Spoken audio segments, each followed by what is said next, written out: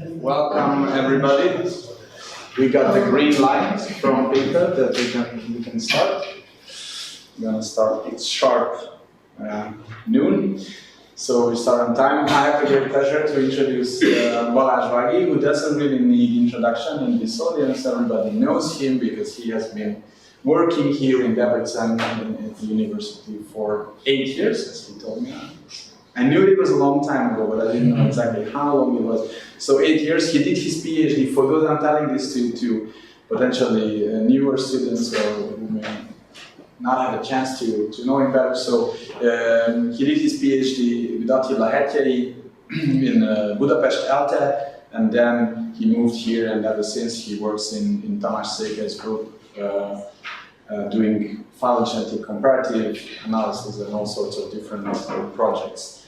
And the reason why he's talking, or the topic that he's talking about today, is his trip to Borneo. He will tell exactly more in detail how he got there, but I can just spoiler alert that there was a conference that he participated, and then later he also spent a lot of time in this fantastic area that also, Alfred Wallace was the famous person who also explored this area. So Balázs actually went in the footsteps of Wallace, and he's going to tell us about his experiences. So please. Okay, thanks Adam for this kind introduction. So basically my talk will have 5 parts. First, I would like to talk a little bit about the conference itself, why I managed to get to Borneo. Then I will give a short introduction about the natural history of the island. Then I will present some typical habitat types, then some species groups which we encountered during our visit, and lastly some details about the journey itself, how to organize a similar trip to the tropics, especially to Southeast Asia and especially to the island of Borneo. Where were we exactly? So the island of Borneo is the 3rd largest island in the world, after Greenland and after New Guinea, and the next one will be Madagascar, which is the 4th one. So that means that the area of the island is around 8 times bigger than Hungary's area, so it's quite large. And 3 independent countries divided between themselves this huge area. The biggest part is belonging to Indonesia. This is basically the southern and the eastern part.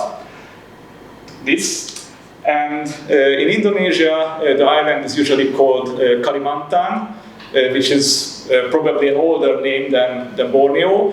But now if we refer to Kalimantan, that usually means the 2/3 of the island, which is belonging to Indonesia. Then we have this small independent state, which is the Sultanate of Brunei, which was all time independent, and it's a very rich and small country, where they have lots of oil and gas, so that is the base of their richness. And the remaining part is belonging to Malaysia, and you know that the other part of Malaysia is at the Malaysian Peninsula, and an even bigger area is on the island of Borneo, basically the northwestern part, and Malaysia is actually like the United States, made of many states. Most of them are in the peninsula, but 2 of them are in the island of Borneo. And the southernmost bigger one is Sarawak, which is around a bit bigger than Hungary. And the northern part is Sabah, which is a bit smaller than Hungary. The population of each is around 4 million. Sabah is a bit more populous than Sarawak, interestingly. Sarawak's capital is Kuching, where we had the conference, and Sabah's capital is Kota Kinabalu, which is named after Mount Kinabalu, of which I will talk about later. So if we look at the history, so there are some characteristic differences between the history of the three states or the three independent countries. So Borneo was Brunei was all time independent. The Indonesian part was colonized by the Dutch, and the today Malaysian part was colonized by the British. But it was really interesting because Sarawak was ruled by this guy, James Brooke, and actually he founded a dynasty there. He was British in his nationality, but actually he was elected to the Raja of Sarawak. So he was an independent Raja with British origins, and even his successors reigned Sarawak for a century or so. But because of the British reign, most of the people in the Malaysian part speak English, and it's quite easy when you want to communicate with something that at least the basic English is widespread in this Malaysian part.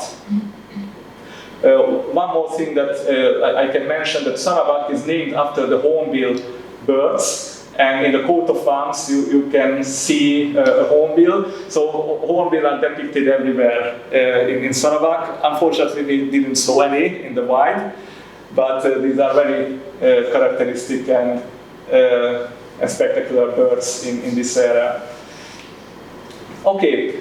Then let's see the conference on which I attended. So it was the World Congress of Herpetology, which is held in every 4 years or around this interval. Maybe it was modified during the COVID era, but it means that it's quite rare compared to other big conferences.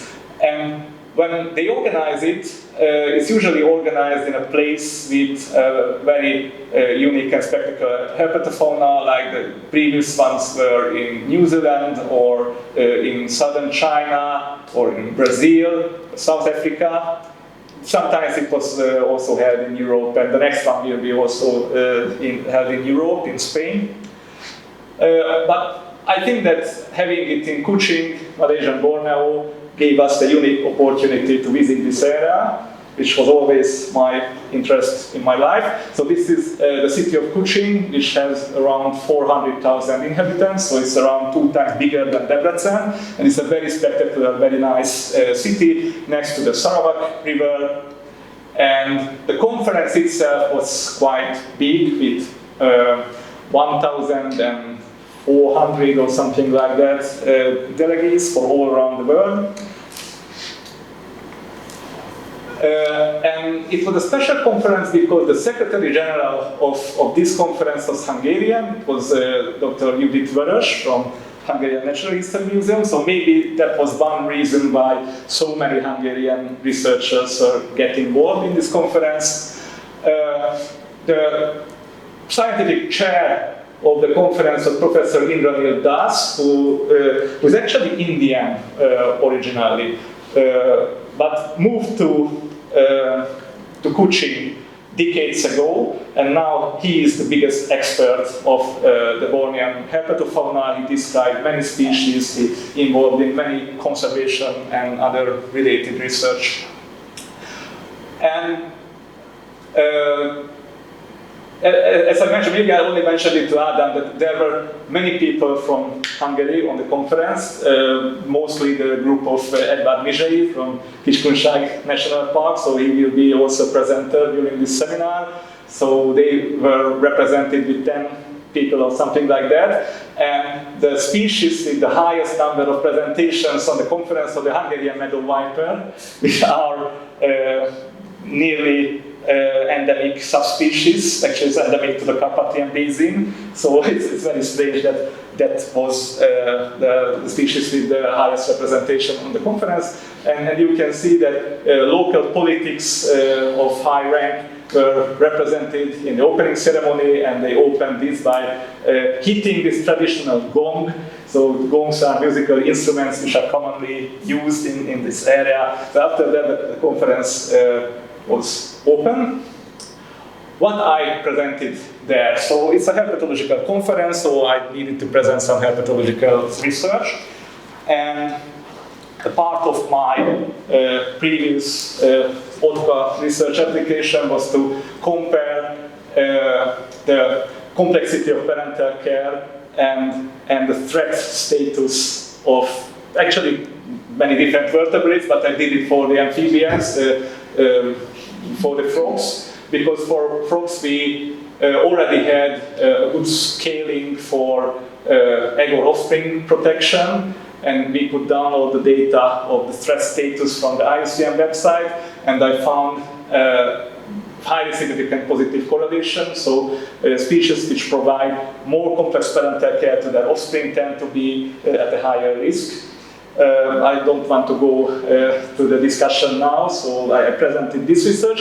In the meantime, I was preparing for this conference. My high school biology teacher called me that he has a student who is Abel Angelus, who wants to be a biologist, and she asked me if I can offer him a topic to present it in the researcher students conference, and he did a very similar research to the salamanders, which found that in salamanders where parental care is less complex, there was no connection with the threat status, and basically the habitat specialist salamanders and the ones with low fecundity, which usually have terrestrial reproduction, are the more threatened ones. So I applied with this material for the conference grant of the Hungarian Academy of Sciences. Abel applied for the conference student travel grant with this application.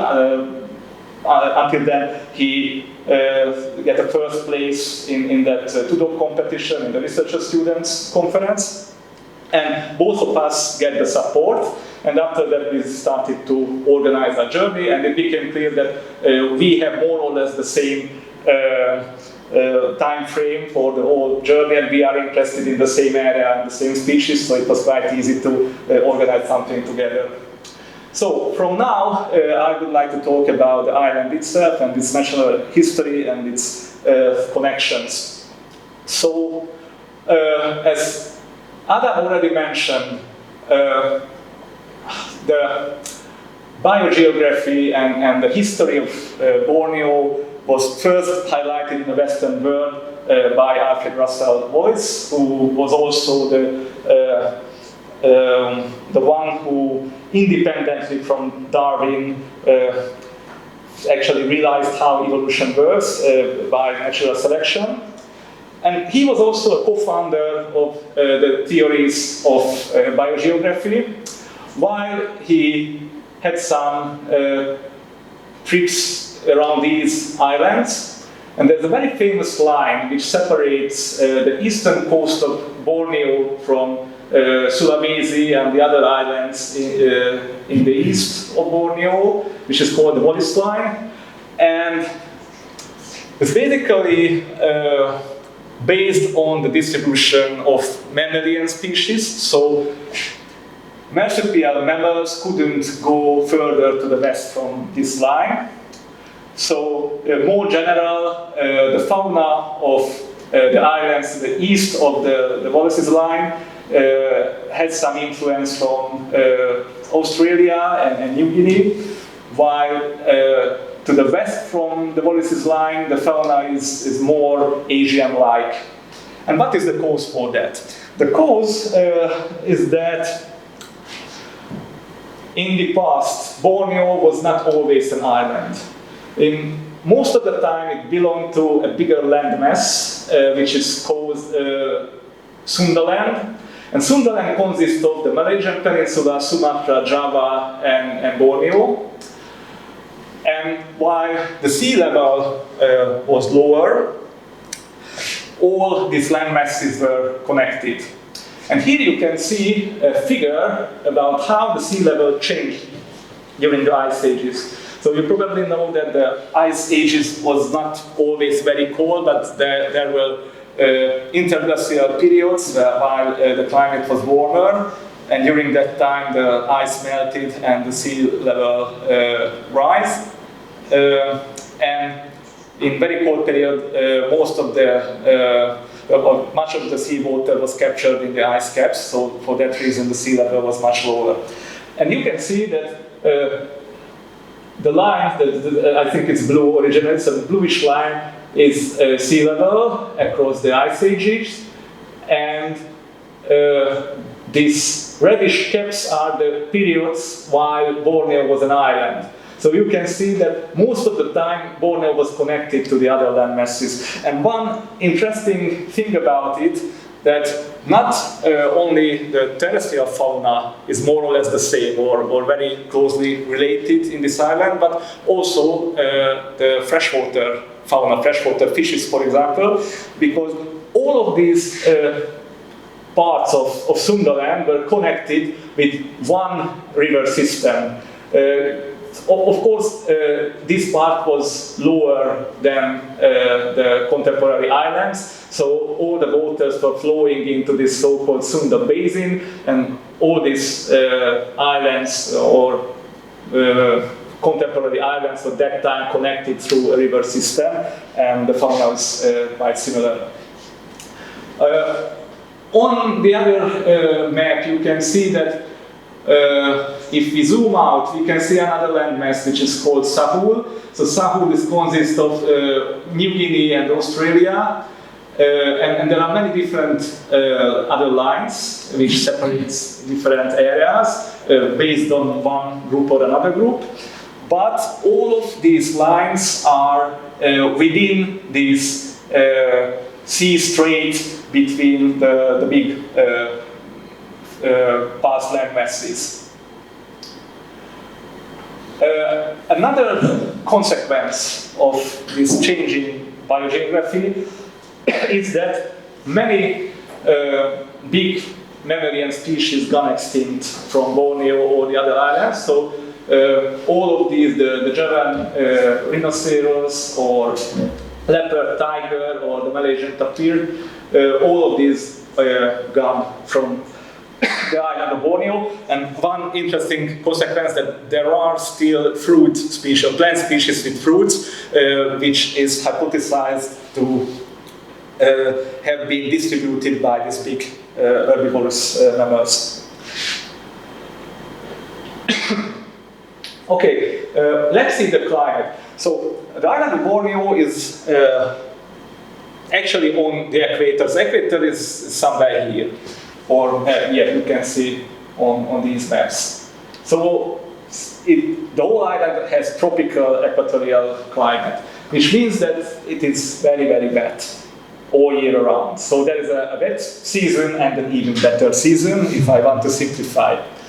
And for that reason, many think that basically it's a seasonal climate without any season, and it's not completely true. So one thing that the southern and the eastern areas of the island are a bit drier and a bit more seasonal than the rest. Then we have a yearly cycle of the monsoon, but as the monsoon carries air from above the ocean, even both parts of the year. Actually, there is no dry monsoon as in India, but there's a wet and even better monsoon in this yearly cycle. But what is even more interesting, that you probably know about the ENSO oscillation, so that means El Niño's southern oscillation, which tells which part of the Pacific Ocean is wet and which part is dry. And this cycle is a bit longer than 1 year, so as you can see here, several wet years followed by a dry period, and this ENSO oscillates in every 3 or 4 or 5 years or something like that. So because of these drier and wetter periods, there's an interesting phenomenon which is called masting, which means that many trees in the rainforests have their blooming and fruit ripening synchronized. So it means that in for example, 5 years, there is 1 month or 2 months that there is a mass production of fruit, and before that, a mass blooming with lots of nectar and so on. And it happens with many trees, many different species, and it will happen in other regions far away in the next year or in the next 6 months or something like that. And for that reason, there are many frugivorous birds and mammals like the orangutans, like the hornbills, which are big and follow a wandering, migrating or nomadic lifestyle. So they cover big distances flying or wandering in the forest to find the trees which are blooming or have ripe fruits. Okay, another interesting thing about the Bornean rainforests, that you probably know that in rainforests, typically next to each other, there are many different species of trees. And it's actually harder to find species of the same species close to each other. In Borneo, the species level diversity is similar, but most of this diversity, around 70% of the species, are from a single plant family, which is the Dipterocarpaceae. And Dipterocarps are quite unique in many terms. They grow very, very tall without any branching, and they sometimes or quite often has these wings on their seeds, so their seeds can fly away to a distance from the mother plant.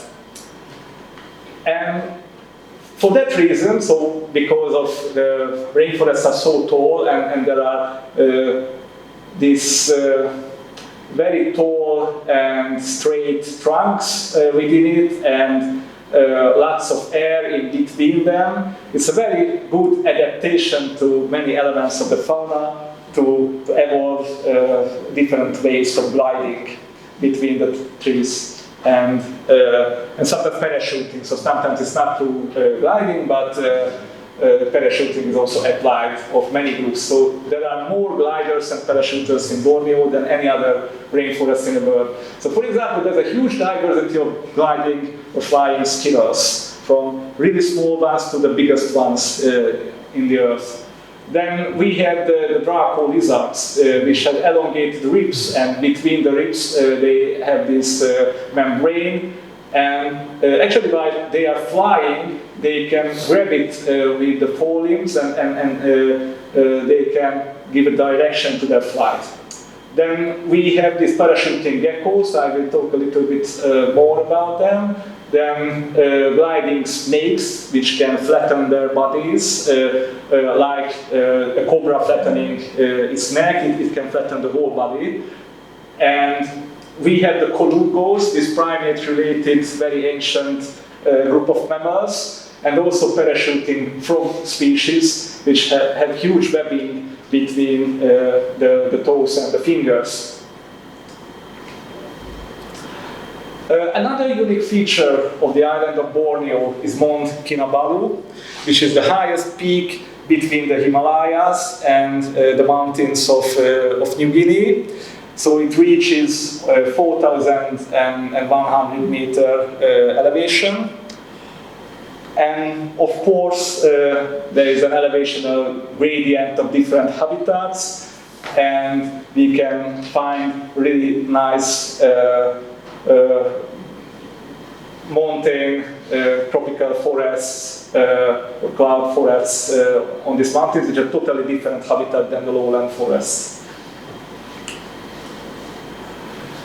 A considerable area of Borneo is made of limestone karsts, and if you are familiar with the karsts in Hungary or in Europe, you know that even here we have very spectacular forms how the erosion works on the limestone, but in a tropical area where the temperature is much higher and the precipitation is also much higher, it is even more spectacular, and it creates actually the biggest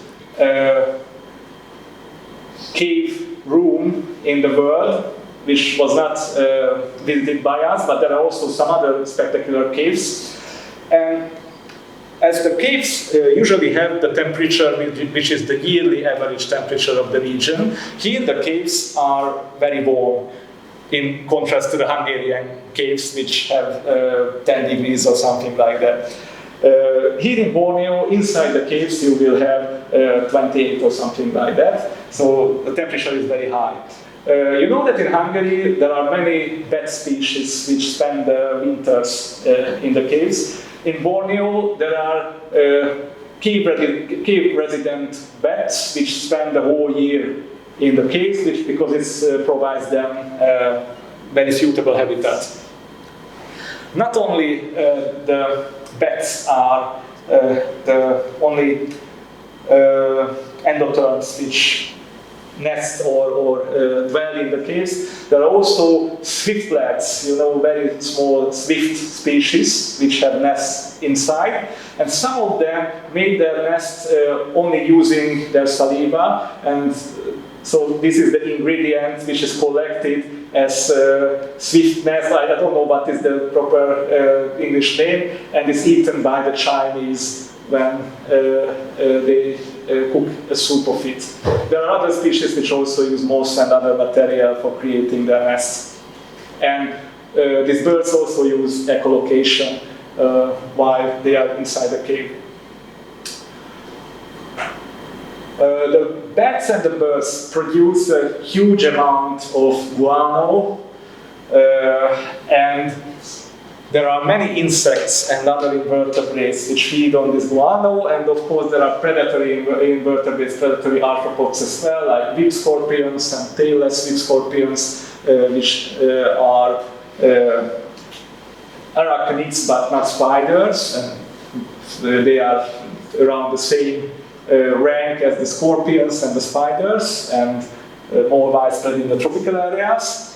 And some of the cave openings are so huge that lots of light enters into the cave, and there are big chambers in which there is enough light for some shade-adapted plant species to grow basically inside the cave, like these species from the arum family. And I didn't mention these rat snakes, they can also prey on the bats and the birds. Then we also visited mangrove vegetation, which is the characteristic vegetation of the shores and the estuaries. So in the mangroves, the water is brackish, so it means that there is a fluctuating sweet water and salt water concentration. So when as the tide moves, there are more salty and more sweet water-like periods, and the mangrove trees can grow in these very salty soils. And I show here some characteristic habitats of the mangrove, like the mudskippers, which are specialized gobies, which spend considerable time outside the water, or many types of crabs. Some of them, the males have this very enlarged pincers, which is basically have a role in sexual selection and not in feeding. And among the top predators we can find herons, monitor lizards, but we consider that this social otter species is the top predator of the mangrove. They are quite big and as social as the giant otters from the Amazon basin, not as long in their body, but quite heavily built. And as they move in a group, all the smaller predators get their way and they can dominate these swamps. I would also like to talk about the next habitat type, which is very important in Borneo, but unfortunately we couldn't visit this habitat, which are the peat swamp forests, which have many things in common with the mangrove, but this is a sweetwater-based forest type, when the water is very acidic and very soft, and as you can see, it's quite widespread all around the island, of course near to the shore, so in quite low areas, and some very charismatic fish species which are widespread in aquaristics originating from this area. I can highlight two of them, both are belonging to the labyrinth fishes. So for example, this one is Betta macrostoma, which is the largest betta species. You probably know this fighting fish from Southeast Asia. And this species is unique because it's a paternal mass brooder. Or I can mention this Rami species, which is very unique because in coloration it is sexual reverse. So this is a female specimen, and the males has much less ornamentation. They are mostly brownish in their color. So all of these species can be kept in soft and acidic waters in aquaria. Okay, then something about the vegetation. There are many unique representatives of the vegetation in Borneo. So one group is the giant arum lilies. Here you can see the inflorescence, which is also among the biggest in the world. These are the Amorphophallus species. We couldn't find any inflorescence, but we saw everywhere the leaves of the plant. So while they are not blooming, they develop only one leaf. So that whole thing is one leaf. Actually, there's a snake on it, but it doesn't matter now. And it's a very divided leaf, but actually it's only one. Another species which is pollinated by insects which feed on carrion, the previous also. So another famous group are the Rafflesia species, which are parasitic plants, and you can see them only while they are blooming. They live inside lianas, inside climbing plants, and they will develop a huge flower, a single flower, which is the biggest in the world. So the species which has the biggest flower is not present in Borneo, but the second largest, this is Rafflesia casei, and we could find this species in one area in Sabah. Another interesting group, which is very widespread in Borneo, are the pitcher plants. Pitcher plants so basically catch insects for themselves. So inside this pitcher there is a fluid which also contains digestive enzymes, but it can be used in another way as well. So for example, some species of pitcher plants will attract rats and other rodents, and they will poop into the pitcher, and by this poop the plant can also collect some nitrogen for its growing.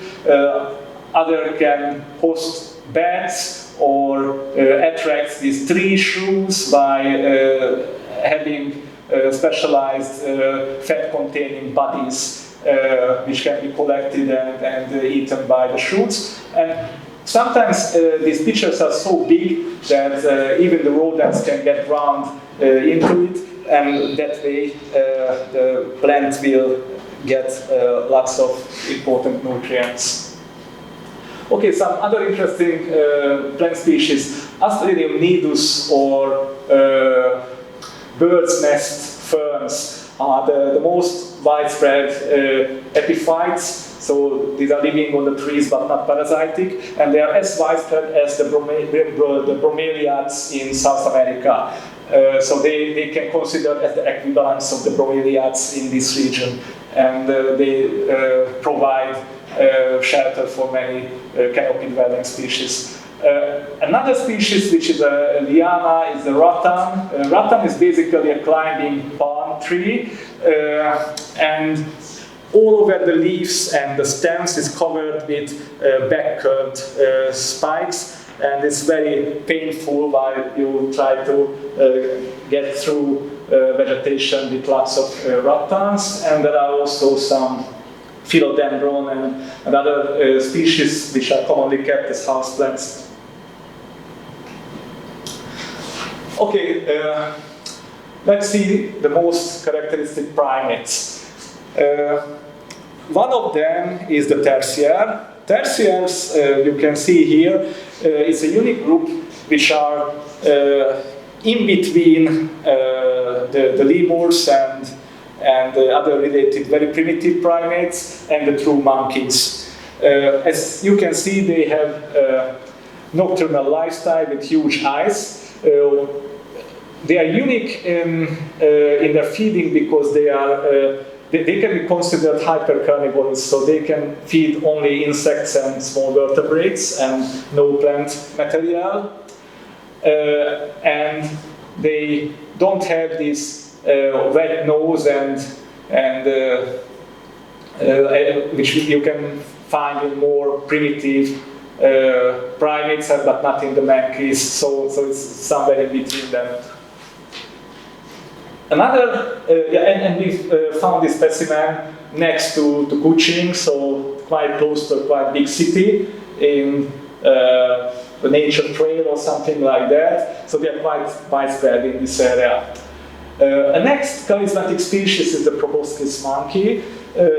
You can recognize them because the males have this very big nose and the females have a smaller but even quite big nose. So it seems that the male's nose is secondary sexual characteristics for sexual selection, and the genitals are also brightly colored in the males. So proboscis monkeys living along rivers and in mangrove forests, and they feed on mostly leaves, lots of native trees, and they are not specialized on some of the trees, but they need a very diverse diet, and for that reason they cannot be kept in captivity far from their native land, and you couldn't see them in zoos. And of course, the most charismatic ones are the orangutans, which are hominids, and we saw them in rescue forest areas. So there are captured orangutans which are held under semi-wild conditions, which means that they provided with some food, but otherwise they live in an open forest with many hectares, and it was very spectacular to see them, how they use the total height of the forest with their huge bodies. So you can see from a great distance when an orangutan is approaching, because the trees are bending and the smaller branches are broken under the quite big weight. So they are the most heavy tree-dwelling mammals. And here you can see where orangutans are found now in Borneo, and it's not very visible, but all the reddish dots are these sanctuaries for the semi-wild specimens. Okay, some arthropod species, just to see the diversity in this island. So we saw many catidids, some of them were leaf mimics, huge spider species. Most of them were not tarantulas, but this one is a huntsman spider, which was named after David Bowie. You can see what was the reason of this naming. Also some leaf mimicking mantis species, praying mantises. Huge, I don't know what is the proper expression, so the closely related species from Europe is called the house centipede. So this so-called house centipede is around 10 centimeters in length, only the body, and you can imagine how big is the area covered with the long legs. And then we had seen crabs in the forest, and these crabs were perching on the vegetation, which was very strange, seeing them in this environment, but it is so humid that they can survive there, and very colorful millipede, which are, of course, herbivorous or feeding on decaying plant material, but sometimes have this very spectacular coloration because they can have some toxic separations against the predators. Okay, something about the stream fishes. We didn't visit Peatswamp, but we were moving along many streams, and these were quite fast-flowing ones, smaller and bigger. And these streams have a very unique fish fauna. So I think the most characteristic family are the gastromesontid loaches. Many of them have a sucking lifestyle, so these are called the Borneo suckers. You can purchase them in aquaristic stores. So, for example, I have these species at home, and they graze on the algae and other material attached on the rocks. And while we were stepped into these streams, they were feeding on our feet. There are other species as well. You know that there are other species which are not related, cyprinid species, which are used for the same purpose in a more organized ways in some cosmetics facilities, even in Hungary, which are more closely related to these species. So this is a cyprinid one, but also an algae eater. There were also barbs in the cyprinid family. Spiny eels, which are not true eels, but eel-like species from another family. Rasboras, which can be also familiar with freshwater aquaria, and half-beak fishes, which can sometimes also be found there, which have viviparous reproduction. Of course, we stream these streams to find the most charismatic reptile species of Borneo, which is the earless monitor lizard, which is the symbol of the conference, but unfortunately we couldn't find this lizard, which is very rare and hard to find. And if I'm talking about these fast-flowing streams, there's an amphibian fauna which is associated also with this type of habitat. So these frogs are belonging to three genera, Meristogenis and Staurois and Huia. So Meristogenis and Huia species are more similar to the ranid frogs. They're also belonging to the Ranidae family, true frogs. So they are very similar to the species native in Hungary. But they also have sucking discs on the toes and fingers to get attached to the rocks along these fast-flowing streams. And their tadpoles have sucking discs on their belly, very much like the gastromesontid loaches that I mentioned on the previous slide. We didn't find the Huia, which is a monotypic species of its genus. And this species is very unique because it has an outer ear, so basically a tube which lets the sound to their tympanic membrane. You know that in most frog species the tympanic membrane is on the surface of the head, but not in the Huia. And the reason for that is that the Huia is the only frog species which has ultrasounds in vocal communication, and this is useful because you can imagine that these fast-flowing rivers and streams produce lots of noise. And to avoid this, these species use this kind of communication.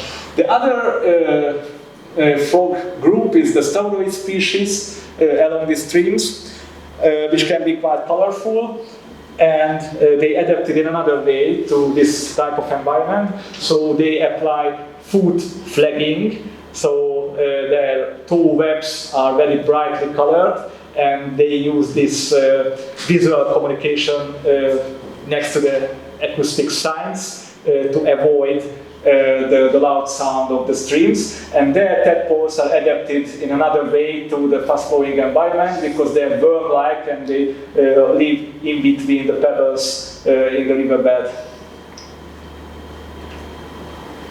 Another family which is very unique in Borneo, they are actually quite closely related to the spadefoot toads, but they don't have this digging lifestyle like the spadefoots, but usually live in the leaf litter. And many of them has spectacular horns on the head. The biggest one is the Pelobactrachus nasutus, which is a widespread species, so you can find it in peninsular Malaysia and the other islands as well. But the two other species are endemics of the Kinabalu mountain. This is a smaller one, which which is more widespread in this mountainous habitat, and this one is bigger and more rare, but we could have found this species as well. And there are some other less spectacular species from the same family. The eyes can be nicely colored in the smaller ones.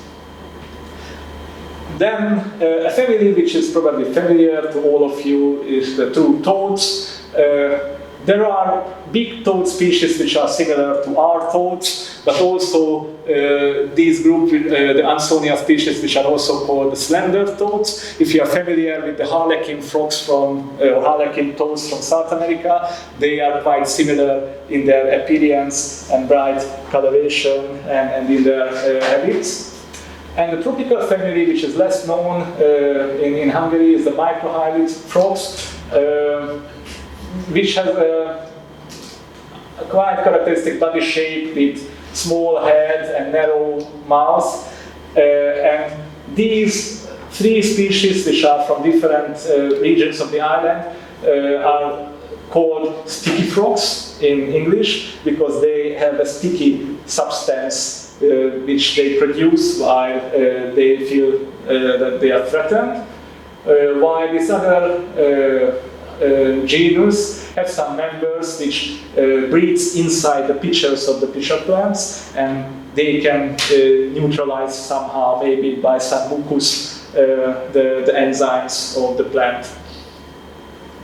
But the most developed reproduction is provided by these frogs, which you can see on this slide. The members of the Rhacophoridae family. It's quite interesting that there are no true hylids, no true tree frogs in the island of Borneo, and these are more closely related to the rennet frogs, the true frogs, but they have a tree frog-like lifestyle, so they are climbing frog species which can be found high in the vegetation, and some of them, like Polypedates, Rhacophorus, or the Leptomantis species, produce foam nest, which is on the trees, while the Philautus species, all of them were found in the Kinabalu mountain, in the cloud forests, have direct development, so they metamorphose inside the eggshell and leave the egg as fully metamorphosed young frogs. And also this Rhacophorus pardal is among the parachuter frog species.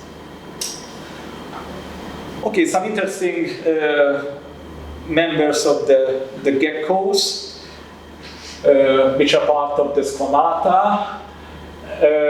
The more ancient ones are belonging to the eyelid geckos, which can still close their eyes, so they are closely related to the leopard gecko, which commonly found in captivity. And there is only one representative in Borneo, which is called the cat gecko, a brightly colored animal, but it lives in the leaf litter on the forest floor. So there it's not as spectacular or not as conspicuous as you can see here on the picture. Probably the most famous gecko species there is the tokay, which produces that very, very loud sound. But in Borneo, in most regions, this species is missing. It's one of the largest geckos, can grow to 35 centimeters in length. And we found only one of them in Poring, at the other side of the Kinabalu mountains, and that was living in the roof structure of our accommodation, and it can produce this loud sound there. And in most other part of the island, it is replaced by the smaller and less conspicuously colored species, Gecko monarchus. And we haven't seen these species, but they are still interesting. The parachuters, like Gecko cooley, previously they were belonging to another genera, but it was recognized that they are embedded or nested into the gecko genera, which is quite large. So these skin flaps and other adaptations for camouflage on the tree trunks and also for parachuting can be developed quite fast in evolutionary terms. So as you can see, this species is living in the lowland forests, and it can use these skin flaps for hiding on the trees and also for parachuting. So imagine that it lives in the dipterocarp forests, which are high and good for this kind of locomotion, while this other species is living in the Kinabalu mountains. And I didn't mention that the Kinabalu's cloud forests are dominated not by the dipterocarps, but oak and related species.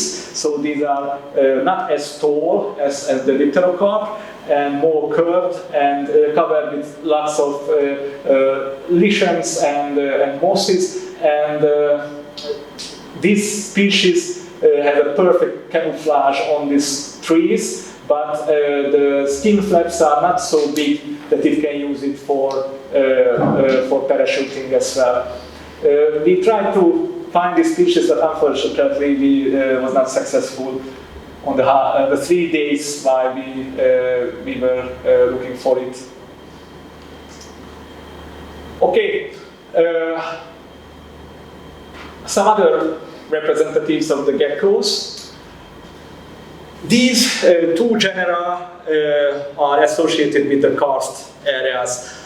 They have, you know that most gecko species have these toe pads, which are not suction discs, but use them in another way. I don't want to explain it now, but these two genera, the Cirtodactylus and the Cnemaspis species, lack them or have small toe pads and mostly rely on their sharp claws while they are climbing on the limestone. So for that reason they are quite successful in the limestone areas, and as these areas are isolated from each other, this can work as a source of speciation, and there are many small distribution endemics of both of these genera. This one is a more widespread species, the young has a more spectacular coloration, but the Cnemaspis paripari is living in Gua paripari, or the fairy cave, which is the cave that I mentioned, that even inside the cave there is a considerable vegetation,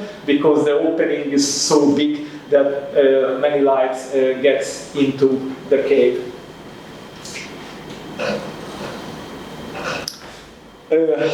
Agamid lizards are also widespread and diverse in Borneo. So these are only the members of the Gonocephalus genus, which are always can be found in photo albums about the nature in Borneo, because they are widespread in the forests and they are quite easy to spot while you have night tours in the forest, because they are sleeping in around 1 to 2 meter height in branches which are quite isolated, because most predators like snakes couldn't reach them easily on these separated branches, and they provide a very easy and obvious topic for taking photos.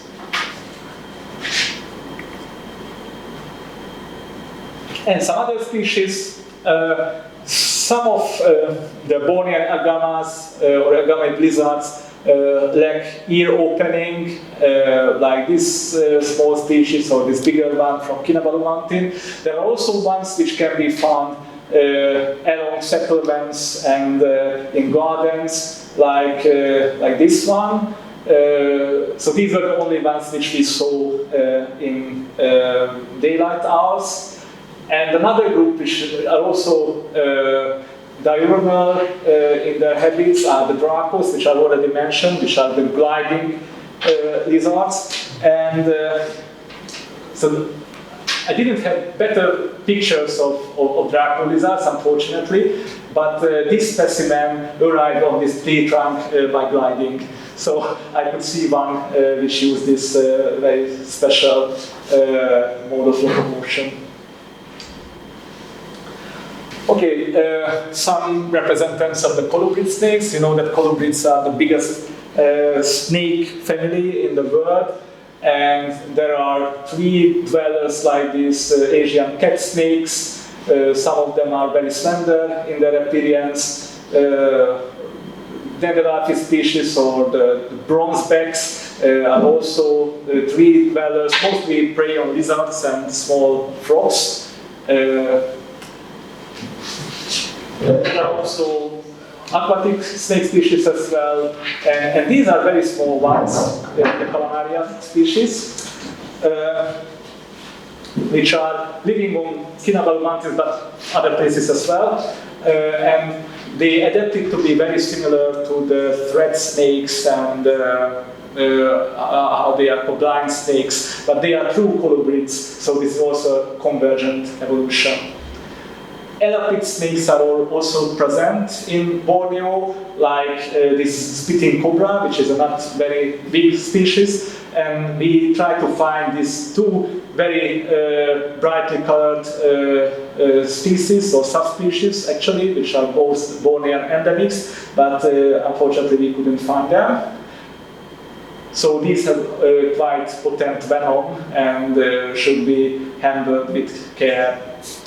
But we found 5 viper species of the 6 altogether, which present in Borneo. So this is a widespread species. If you heard about I think it's called temple viper in English as well, which is from Thailand and the Malaysian peninsula. This is a very closely related species. Males are much smaller than the females, so this is a big female specimen. And 3 of these species are endemics of Sabah, and these 2 are endemics of the Kinabalu mountain and was only found in the highest regions. This is the most spectacularly colored one, and this is not a tree dwelling, not a climbing one, but one which lives on the forest floor. Okay, so that's about the characteristic groups and a few information about how to travel there. So we had to travel to Kuching because the conference was held there. We went there by changing flight in Doha, Qatar, which is also a very unique place. I never saw any similar on the earth. In 42 degrees in the evening hours. I had nice lamb chops there at the airport. Then we was flying through Kuala Lumpur to Kuching. And then we had a flight from Kuching to Kota Kinabalu, from Sarawak to Sabah. And from there, we had the opportunity to travel back through China with the same Chinese air company. And so this flight was very strange because we went up to Helsinki and the Ural Mountains. So for some reason that is the shortest way back to Budapest, and this is a 12-hour flight which we covered at night. And China is always a cultural shock with chicken leg snacks and banknotes with Mao and Chinese descriptions of your flight and so on. Mm-hmm. So something about the food. Basically, we ate everything in Malaysia, and we didn't have much stomachache or something like that. So the other was ill for one day, I was ill for one morning, all of our journey. We also used this probiotic,